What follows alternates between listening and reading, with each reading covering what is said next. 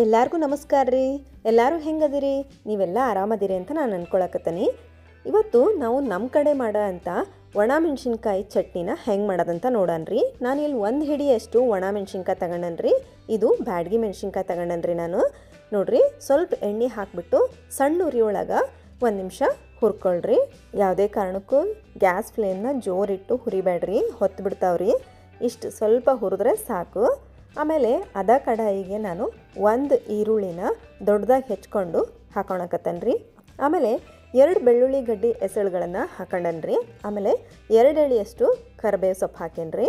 ಇದಕ್ಕೆ 1-2 ಸ್ಪೂನಷ್ಟು ಎಣ್ಣೆ ಹಾಕಿಬಿಟ್ಟು ಹಿಂಗೆ ಸ್ವಲ್ಪ 1 ನಿಮಿಷ ಕಾಲ ಈ ಥರ ಹುರ್ಕೋಬೇಕ್ರಿ. ಆಮೇಲೆ ಇದಕ್ಕೆ 1 ಸ್ಪೂನಷ್ಟು ಮೆಂತ್ಯ ಕಾಳು ಹಾಕಕತ್ತನ್ರಿ. 1 ಸ್ಪೂನಷ್ಟು ಸಾಸಿವೆ ಹಾಕಕತ್ತನ್ರಿ.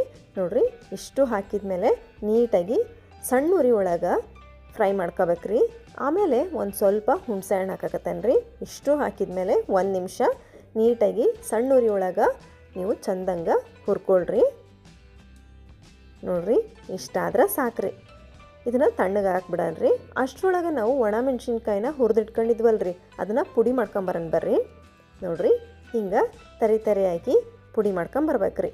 ಆಮೇಲೆ ಇದಕ್ಕೆ ಈ ಕಡಾಯಿ ಒಳಗೆ ಫ್ರೈ ಮಾಡಿ ಇಟ್ಕೊಂಡಿದ್ವಲ್ರಿ, ಈರುಳ್ಳಿ, ಬೆಳ್ಳುಳ್ಳಿ, ಕರಿಬೇವು, ಮೆಂತ್ಯ ಕಾಳು, ಸಾಸಿವೆ, ಅದನ್ನು ಹಾಕಂಡ್ರಿ. ಆಮೇಲೆ ರುಚಿಗೆ ತಕ್ಕಷ್ಟು ಉಪ್ಪು ಹಾಕ್ಬೇಕ್ರಿ. ಆಮೇಲೆ ಇದಕ್ಕೆ ಒಂದು ಸ್ವಲ್ಪ ಬೆಲ್ಲ ಹಾಕ್ಬೇಕ್ರಿ. ಆಮೇಲೆ ಕೊತ್ತಂಬರಿ ಸೊಪ್ಪು ಹಾಕ್ಬೇಕ್ರಿ. ಇಷ್ಟು ಹಾಕಿಬಿಟ್ಟು ನಾವು ರುಬ್ಕೊಂಬರಂಬರ್ರಿ. ನೋಡ್ರಿ, ಇಷ್ಟು ರುಬ್ಬಿದ ಮೇಲೆ ಇದಕ್ಕೆ ಒಂದು ಸ್ವಲ್ಪ ನೀರು ಹಾಕಕತ್ತನ್ರಿ. ಭಾಳ ನೀರು ಹಾಕ್ಬೇಡ್ರಿ, ಒಂದು ಸ್ವಲ್ಪ ನೀರು ಹಾಕ್ಬಿಟ್ಟು ನೋಡ್ರಿ ಈ ಹದಕ್ಕೆ ಬರ್ಬೇಕ್ರಿ. ನೀವು ಫುಲ್ ಫೈನ್ ಪೇಸ್ಟ್ ಬೇಕಂತಂದರೆ ಆ ಥರನಾರ ಮಾಡ್ಕೊಳ್ರಿ. ಇಲ್ಲಾಂದರೆ ಇಷ್ಟು ಸ್ವಲ್ಪ ತರಿ ಬೇಕಂದ್ರೆ ಈ ಥರನಾರ ಮಾಡ್ಕೊಳ್ರಿ. ಈ ಥರ ಮಾಡಿದರೆ ತುಂಬ ಟೇಸ್ಟ್ ಇರ್ತೈತೆ ರೀ. ಇದು ಭಾರಿ ರುಚಿ ಇರ್ತೈತೆ ರೀ. ಪಡ್ಡು, ದೋಸೆ, ಇಡ್ಲಿ ಮತ್ತು ಚಪಾತಿ, ರೊಟ್ಟಿ, ಅನ್ನದ ಜೊತೆ ಭಾರಿ ಮಸ್ತ್ ಇರ್ತೈತೆ ರೀ. ನೀವು ಒಮ್ಮೆ ಟ್ರೈ ಮಾಡಿರಿ. ನೀವು ಮತ್ತೆ ಮಾಡ್ಕೊಂಡು ಈ ಚಟ್ನಿನ ತಿಂತೀರಾ. ನಮ್ಮ ಮನೆಗಂತೂ ದೋಸೆ, ಪಡ್ಡು, ಇಡ್ಲಿ ಮಾಡಿದ್ರಂತೂ ಈ ಚಟ್ನಿ ಮಾಡತ್ತೇವ್ರಿ. ನೋಡ್ರಿ ಎಷ್ಟು ಮಸ್ತ್ ಕಾಣ್ತಾ ಐತಿ ಅಂತ. ನೀವು ಇದೇ ರೀತಿ ಮಾಡ್ಕೊಳ್ರಿ.